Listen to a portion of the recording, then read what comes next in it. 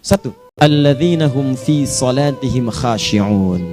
Syarat pertama, kalau ingin mendapatkan surga Firdaus tadi dan kebahagiaannya diturunkan ke bumi, dibawa sampai mati, masuk ke alam kubur lebih bahagia lagi, maka amalan pertama untuk melatih menguatkan iman itu, coba berlatih untuk menunaikan sholat dengan khusyuk. Kalau Anda kerjakan benar sholat ini, maka apa yang Anda dapatkan? Teman-teman ingat betul, saya mau tanya sebentar. Keabadian yang abadi disebut dengan sa'id. Kalau kita ingin turunkan ke dunia percikannya kita dapatkan, usahanya disebut dengan apa? Masih ingat? Aflah itu kalau didapatkan, kata dasarnya apa tadi? Falahun. Lihat baik-baik. Kata Allah dalam Al-Quran tadi, kalau ingin mendapatkan falahun, amalan pertama sholat. Makanya ketika dipanggil sholat, kalimat falah dilekatkan pada panggilan sholat. 5 kali diingatkan. Begitu muadzin kemudian azan memanggil Anda, hayya 'alas shalah. Anda bertanya, ya Allah kenapa kami mesti sholat? Dijawab, hayya 'alal falah. Yuk, pagi yuk. Yang sejati datang sini. Belum dapat sujud, belum dapat ruku, saya berikan. Makanya ketika orang sholatnya benar, dia akan mendapatkan 5 keutamaan. Saat di dunia nih, belum ke akhirat, 5 keutamaan yang tidak diberikan pada orang yang tidak sholat. Atau orang sholat tapi sholatnya nggak khusyuk. Sebab syarat mendapatkannya khusyuk. Alladzina hum fi sholatihim khasyi'un. Bukan alladzina hum fi sholatihim saja, tapi ada kalimat khasyi'un. Artinya yang tidak khusyuk saja nggak akan dapat, apalagi yang nggak sholat. Apa yang 5 ini?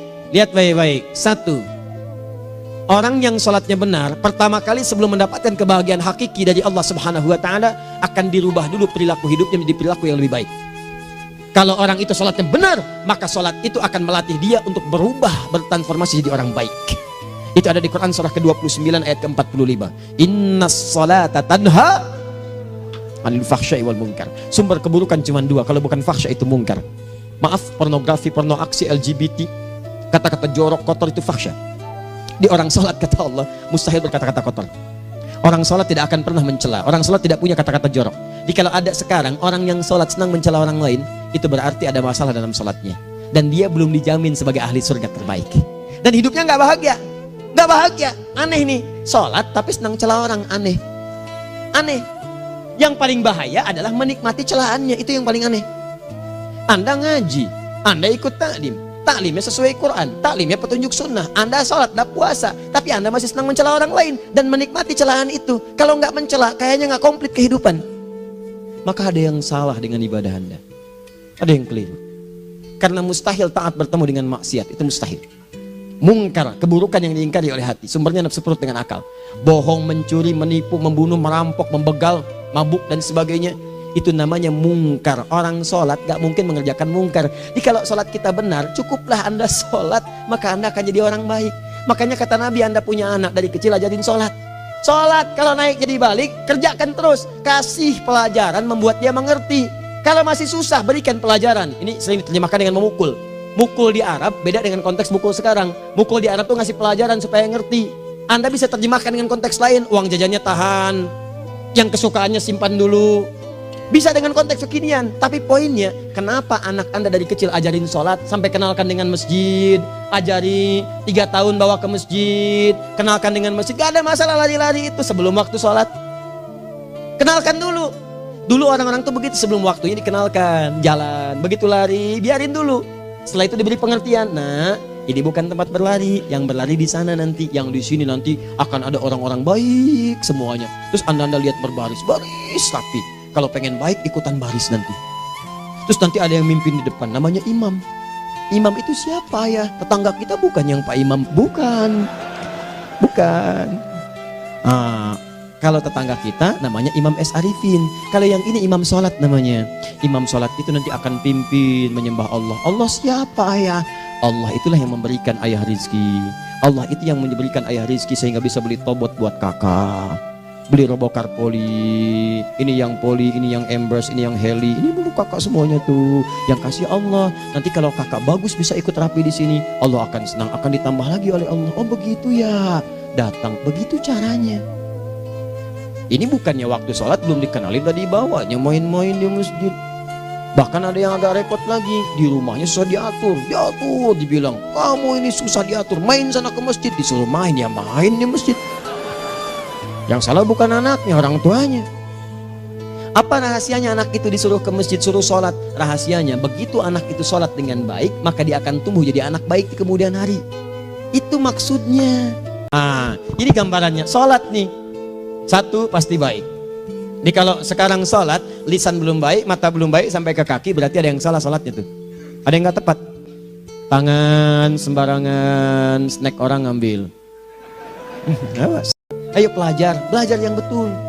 Pahami, bangun sholat, belajar, dalami seperti orang tua kita dulu. Nih, dua. Orang kalau sholatnya benar, Allah akan berikan ketenangan dalam jiwanya. Tenang hati. Jangankan musibah kecil, musibah paling besar pun tenang aja dia. Tenang, dia paham rumusnya. Allahu Akbar. Turun Quran. Surah ke-13 ayat ke-28. Ala bidzikrillahi tatmainnul. Yakinkan pada dirimu, zikir kepada Allah membuat hati tenang. Di antara turunan zikir amalannya adalah sholat. Dari mana taunya? Quran surah ke-20 ayat ke-14. Innani anallahu la ilaha illa ana fa'budni wa aqimis sholata li dzikri. Saya Allah, kata Allah ke Nabi Musa. Tidak ada Tuhan selain saya, sembah saya. Bagaimana menyembahmu ya Allah? Tunaikan sholat sebagai zikir kepada saya. Zikir. Maka kalau anda sedang tidak tenang, ayo ke masjid. Banyak zikir itu, baca Quran zikir. Quran surah 15 ayat 9. Inna nahnu nazzalna dzikra. Kami turunkan Al-Quran sebagai zikir. Jadi kalau anda sedang baca Al-Quran, anda sedang berzikir. Ibu kalau sedang nggak tenang, bu, gelisah, nggak enak, nggak usah mengeluh, apalagi bikin status nggak karuan. Ibu wudhu, ambil mushaf baca. Begitu sedang baca ada ketenangan dalam jiwa. Berdoa, zikir. Kalau sedang nggak tenang, besok ada proyek, doa dulu. Doa itu memberikan ketenangan. Makanya doa disebut dengan zikir. Quran surah ke-7 ayat 205. Wadhkur rabbaka fi nafsika tadarruan wa khifatan wa dunal jahri minal qaul. Ayo berzikir, minta kepada Allah dengan segenap jiwamu, mohon dengan penuh ketawaduan. Nanti ketenangan diberikan. Menghafal Quran, baca itu zikir. Quran surah ke-54 ayat 17, 22, 32, 40. Walaqad yassarnal Qur'ana lidzikri fahal mim mudzakir. Menyebut nama Allah, Al-Asmaul Husna itu zikir. Sedang ada persoalan, ya Allah, ya Allah, ya Allah, ya Rahman, ya Rahim, ya Malik, ya Qudus, ya Allah, ya Allah, ya Allah, ya Allah. Zikir. Dalilnya Quran surah kedua ayat 152. Fadhkuruni azkurkum. Sebut namaku, zikir. Apapun akan mengingatmu. Gimana menyebutnya? Ditafsir di Quran surah 17. Ayat keberapa? 110. Qulidullah awid rahman ayyamma tad'u falahul asmaul husna. Sebut nama Allah. Itu menentramkan pada jiwa. Sedangkan sholat gabungan dari semua zikir tadi. Bukankah dalam sholat anda baca Al-Quran? Bukankah dalam sholat anda menghafal Al-Quran? Bukankah dalam sholat anda berdoa? Bukankah dalam sholat anda istighfar? Anda mohon digabungkan semua itu. Amalan sholat menggabungkan semua jenis zikir. Masa anda nggak tenang juga? Makanya sholat, jangankan sholat ya, tempat sholat itu yang menenangkan. Tempat sholat, tempat paling tenang di muka bumi. Tiga. Orang yang sholatnya khusyuk benar, itu dijamin langsung oleh Allah Subhanahu wa Ta'ala akan dimudahkan semua urusan hidupnya, termasuk rezekinya. Ini yang saya katakan. Jadi saya katakan tadi, di akhirat ini, di surga, rezeki tinggal ngambil. Anda kalau benar sholatnya, itu langsung dijanjikan oleh Allah. Rezeki itu nggak perlu anda banyak pikirkan. Ikhtiar sedikit, datang. Bahkan dari sisi yang tidak anda duga. Apa dalilnya?